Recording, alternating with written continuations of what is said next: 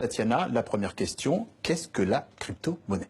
Alors, vous l'avez dit, c'est une monnaie virtuelle, c'est-à-dire que ces billets-là que vous voyez, qu'on utilise tous les jours, eh bien, dans le monde des crypto-monnaies, on ne les utilise plus. On utilise un téléphone portable ou alors son ordinateur pour pouvoir faire ses achats. Alors, on peut acheter de tout. On peut acheter un sac de riz, on peut acheter une voiture, à la seule condition, évidemment, que le vendeur, eh bien, soit équipé pour recevoir cette monnaie.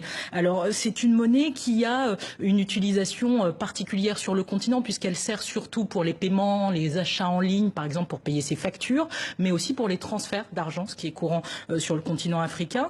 La première et probablement la plus connue des crypto-monnaies, c'était le Bitcoin, créé en 2009 et la plus répandue.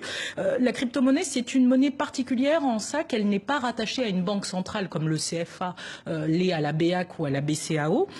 Et puis surtout, c'est une monnaie qui utilise la cryptographie, qui est un code numérique très complexe et qui normalement rend cette monnaie inviolable et qui fait en sorte que les transactions soient sécurisées et qui du coup empêche les contrefaçons. Alors en Afrique, cette crypto-monnaie est déjà utilisée fréquemment au Ghana, au Kenya et en Afrique du Sud pour des transactions. Au Sénégal, c'est le rappeur Akon qui se lance en créant sa propre monnaie.